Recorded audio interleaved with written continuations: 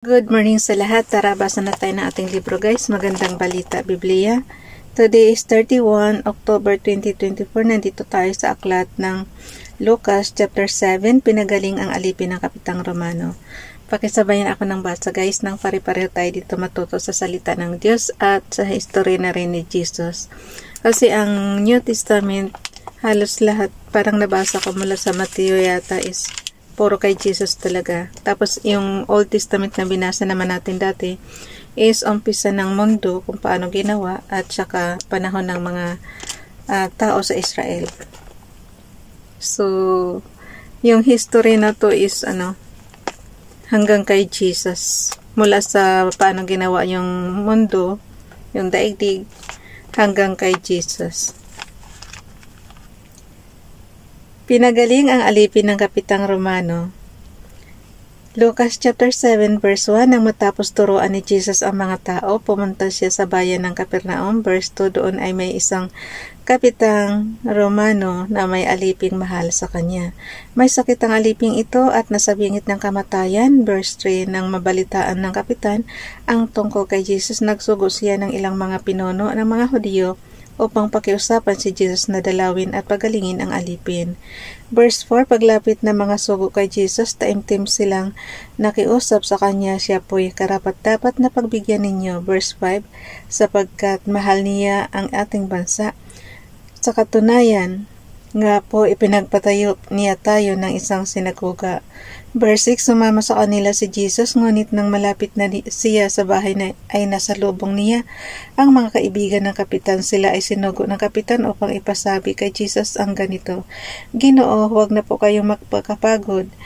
Hindi po ako karapat-dapat na puntahan paninyo sa aking tahanan. Verse 7, ni hindi rin po ako karapat-dapat na humarap sa inyo. Ngunit sabihin lamang po ninyo at gagaling na ang aking alipin. Verse 8, ako po ay nasa ilalim ng mga nakakataas sa akin at may nasasakupan naman akong mga kawal. Kapag sinabi ko sa isa, pumunta ka roon, pumunta siya, at kapag sinabi ko naman po sa isa, halika, siya ay lumalapit. Kapag sinabi ko po sa aking alipin, gawin mo ito, ginagawa niya yon. Kung napansin nyo guys, pare-pareho yung nabasa natin sa Mateo. Nabasa na natin to sa Mateo. So, wag na kayo magtataka kasi sabi ko nga sa inyo, pabalik-balik yung sulat ng mga kung sino man mang apostol na siguro kanya-kanya sila nang gawa pero pare-pareho sila ng sinusulat.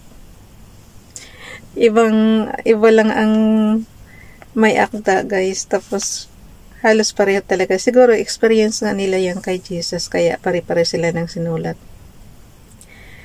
Tingnan mo yung verse 8. Ako po ay nasa Lucas chapter 7 verse 8 guys. Ako po ay nasa ilalim ng mga nakakataas sa akin at may nasasakupan naman akong mga kawal. Kapag sinabi ko sa isa, pumunta ka roon, pumunta siya, at kapag sinabi ko naman po sa isa, halika, siya ay lumalapit. Kapag sinabi ko po sa aking alipin, gawin mo ito, ginagawa niya yon. Nasa Mateo rin kasi yan guys Mateo chapter 8 verse 5. Tama, Matthew chapter 8. So, puntahan nyo na lang yan doon. Pareho din ang nakasulat halos. So, nandito na tayo sa Lucas chapter 7 verse 9. Namangha si Jesus nang marinig ito, kaya't humarap siya sa napakaraming tao. Sumunod sa kanya at sinabi, kahit na sa Israel ay hindi ako nakakita ng ganito ka laking pananampalataya. Verse 10, pagbalik nila sa bahay, naratnan ng mga isinugo na magaling na nga ang alipin. Lucas chapter 7 verse 11, muling binuhay ang anak na isang byuda. Lucas chapter 7 verse 11, pagkatapos nito nagpunta naman si Jesus sa isang bayang. Pagkaganon guys, title yun ng babasahin natin. Muling binuhay ang anak na isang byuda. So, yun na yung nandito sa Lucas chapter 7 verse 11. Pagkatapos nito, nagpunta naman si Jesus sa isang bayang tinatawag na Nain. Sumama sa kanya ang mga alagad at ang napakaraming tao. Yan lang ang mahirap eh. Sila din kasi dapat pagbigyan nyo na yung ibang bayan na pupuntahan ni Jesus. Kasi pagka ganyan, wala talagang magagawa halos. Kasi ang daming tao, pero mula yun sa kabilang tapos sumama lang. Tapos, kaya halos, pag ini-imagine nyo guys, crowded masyado.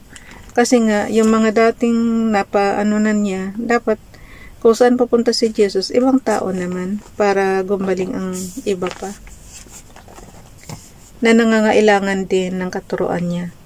Diba? Tingnan mo yung Lucas chapter 7 verse 11. Bilisan na natin, ubos na oras ko. Pagkatapos nito, nagpunta naman si Jesus sa isang bayang tinatawag na Nain. Sumama sa kanya ang mga alagad at ang napakaraming tao. Tingnan mo lang yan. Verse 12, nang malapit na siya sa pintuan ng bayan, nasalubong nila ang libing ng kaisa-isang anak. Alam niyo bakit ganyan na imagine ko yan yung, di ba naalala niyo dati may pumunta dito na isang kakandidato sa tapos yung nagpa-selfie doon sa kanya, kung saan pupunta yung yung kakandidato na yun. Sumusunod di sila, tapos pa-selfie ulit. Di sila lang nagpapaselfie, hindi na pagbigyan yung iba. Yan yung sinasabi ko dito sa sa mga sunod kay Jesus na yung dapat tapos na kayo, huwag na kayo sumama. Yung namang pupunta ni Jesus, yun naman ang dapat. Kasi napaka-crowded masyado eh.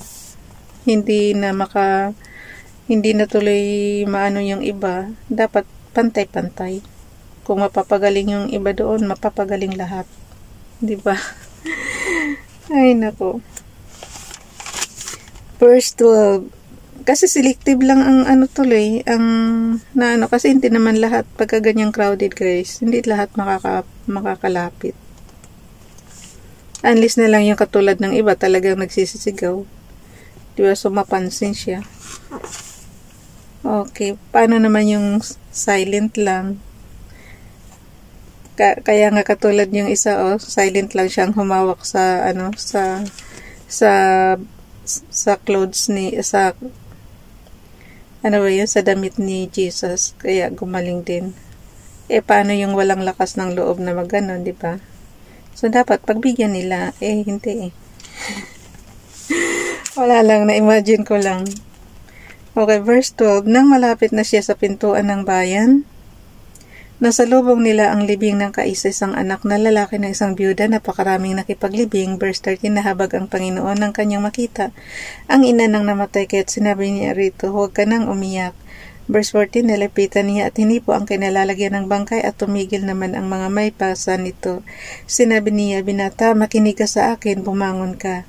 Verse 15, naupo ang binata at nagsalita at siya ibinigay ni Jesus sa kanyang ina. Verse 16, natakot ang lahat at sila'y nagpuri sa Diyos. Sabi nila, dumating sa kalagitnaan natin ang isang dakilang propeta. Dinalaw ng Diyos ang kanyang bayan. Imagine niyo guys, ang tawag ng mga tao nung araw kay Jesus, kundi guro, propeta, at saka yung mga ngaral nga. Verse 16, Lucas chapter 7 verse 16, natakot ang lahat at sila'y nagpuri sa Diyos. Sabi nila, dumating sa kalagitnaan natin ang isang dakilang propeta.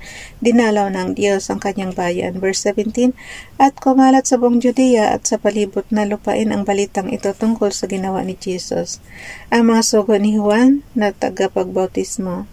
Lucas chapter 7 verse 18, ibinalita kay Juan ng kanyang mga alagad ang lahat ng mga pangyayaring ito, kaya tinawag ni Juan ang dalawa sa kanila. Verse 19, at pinapunta sa Panginoon upang itanong kung siya na nga ang ipinakong darating o kung maghihintay pa sila ng iba. Verse 20, pagdating doon ay sinabi nila kay Jesus, pinapunta po kami dito ni Juan na tagapagbautismo upang itanong kung kayo na nga ang darating o maghihintay pa kami ng iba. Verse 21, ng mga sandaling iyon si Jesus ay nagpapagaling ng mga may sakit at mga may matinding karamdaman at mga sinasapian ng masasamang espiritu. Marami ding mga bulag ang pinagkalooban niya ng paningin. Verse 22, kaya't sinabi niya sa mga sugo ni Juan, bumalik kayo kay Juan at sabihin ninyo sa kanya ang inyong nakita at narinig. Nakakita ang mga bulag, nakakalakad ang mga pilay, gumagaling at lumilinis ang mga kitungin, nakakarinig. Ang mga bingi muling nabubuhay ang mga patay at ipinapangaral sa mga mahihirap na magandang balita. Ayan lang ang pagkakaiba ng doktor natin ngayon, guys. Si Jesus nakakapagbuhay ng patay. Pero yung mga doktor natin ngayon, syempre pag dineclare nilang patay yan, hindi na nila mabubuhay yan. Declared ng patay eh. So, yun ang pagkakaiba. Mas makapangyarihan si Jesus. Yung sinasabi natin miracle na kay Jesus. Pero sa mga generation natin ngayon, yung mga doktor natin ngayon, wala pa tayong nakitang doktor na nakakapagbuhay ng patay. Okay, verse 23. Mapalad ang taong hindi nag-aalinlangan sa akin. Verse 24, Lucas chapter 7 verse 24, habang papaalis ang mga sugo, nagsalita si Jesus sa mga tao tungkol kay Juan, bakit kayo pumunta sa ilang? Ano ang ibig ninyong makita? Isang halamang tambo na inioogoy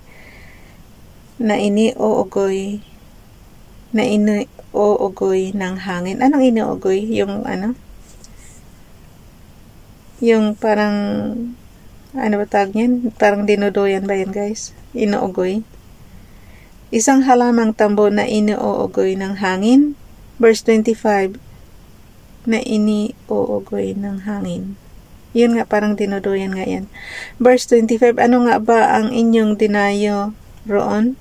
Isang taong may mamahaling damit. Ang mga nagdaramit ng mamahalin at namumuhay sa karangyaan ay nasa palasyo ng mga hari. Verse 26, ano nga ang inyong dinayo? Isang propeta? Oo. At sinasabi ko sa inyo, siya higit pa sa higit pa sa isang propeta. Tama naman talaga. Mas higit pa sa propeta kasi guys, ang dami niyang nagagawang miracle. Verse 27, si Moises at sila Abraham kasi dati, si Moises, hindi naman ganun karami din ang miracle niya. Although halos pareho talaga sila ni Moises nito. Doon ba sa Old Testament, yung story ni Jesus, nagpunta rin kasi ito sa bundok ng 40 days, ganun din si Moises, diba? Okay, verse 26. Ano nga ang inyong dinayo? Isang propeta? Oo, at sinasabi ko sa inyo, siya ay higit pa sa isang propeta. Verse 27, sapagkat si Juan ang tinutukoy ng kasulatan. Narito, ipinapadala ko ang aking sugo na mauna sa iyo, upang ihanda ang iyong daraanan. Verse 28, sinasabi ko sa inyo, wala pang isinilang na mas dakila kaysa kanya. Ngunit mas dakila kay Juan ang pinakamababa sa mga pinaghaharian ng Diyos. Verse 29, ang lahat ng mga tao na nakarinig sa kanya, pati na ang mga maniningil ng buwis ay nagpuri sa Diyos.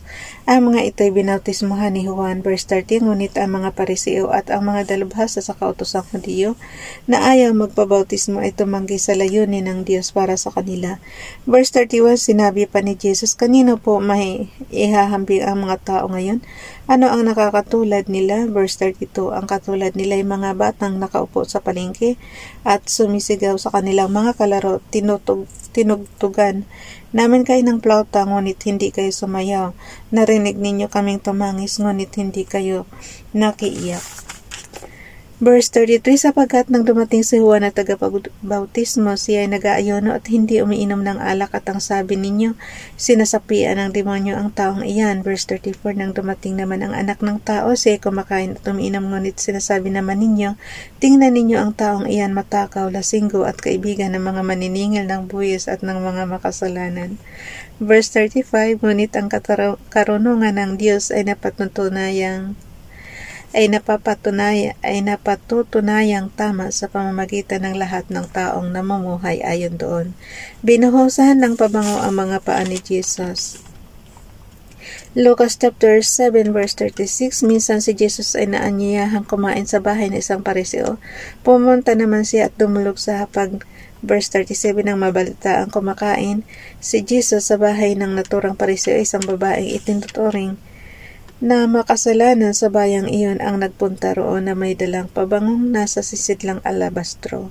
Verse 38, umiiyak siyang lumapit sa paanan ni Jesus at hinugasan ng kanyang luha ang mga paa nito. Wow! Luha yung pang guys, yung pamunas. Okay.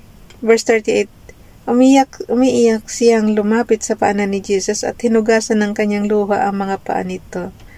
Pinunasan niya ang kanyang sariling buhok ng mga paa ni Jesus, sinalikan ito at binuhusan ng pabango. Verse 39, nang ito'y makita ng Pariseo nag-anyaya kay Jesus, sinasabi nito sa sarili, kung talagang propeta ang taong ito, dapat ay alam niya na ang babaeng humahawak sa kanyang paa ay isang makasalanan. Verse 40, bilang tugon sa iniisip ni Simon, sinabi ni Jesus, Simon, may sasabihin ako sa iyo. Ano po iyon, Guro? Sagot niya. Verse 41, kahit nagpatuloy si Jesus, may 2 taong umuutang sa isang nagpapahiram ng pera, 500 salaping pilak ang iniutang ng isa at 50 salaping pilak naman ang sa kaikalawa. Verse 42, nang hindi sila makabayad, kapwa sila pinatawad. Ngayon, sino kaya sa kanila ang higit na magmamahal sa pinagkautangan? Verse 43, sumagot si Simon, sa palagay ko po ay ang pinatawad na mas malaking utang. Tama ang sagot mo, tugon ni Jesus. Verse 44, nilingon niya ang babae at sinabi kay Simon, nakikita mo ba ang babaeng ito? Pumasok ako sa iyong bahay at hindi mo man lamang ako binigyan ng tubig para sa aking mga paa. Ngunit hinugasan niya ng luha ang aking mga paa at pinunasan ito ng sarili niyang buhok. Verse 45, hindi mo ako hinalikan, ngunit siya mula nang pumasok ay hindi tumigil ng kahalik sa aking mga paa. Ba't siya imagine nyo na lang yung paghalik sa paa, guys. Okay, verse 46, hindi mo nilagyan. Lucas chapter 7 verse 46, hindi mo nilagyan ng langis ang aking ulo, so balit binuhusan niya ng pabango ang aking mga paa. Verse 47, kaya't sinasabi ko sa iyo, malaki ang kanyang pagmamahal, sapagat maraming kasalanan ang pinatawad sa kanya, ngunit ang pinatawad ng kaunti ay kaunti rin lang ang nadaramang pagmamahal. Verse 48, sinabi niya sa babae, pinatawad na ang iyong mga kasalanan. Verse 49, at ang kanya mga kasalo sa pagkain ay nagsimulang magtanong sa sarili, sino ba itong nangangahas na magpatawad ng kasalanan? Lucas chapter 7 verse 50, ngunit sinabi ni Jesus sa babae, iniligtas ka ng iyong pananampalataya, umuwi ka na. Bukas na itong chapter 8, guys. November na bukas. Bye everyone. God bless.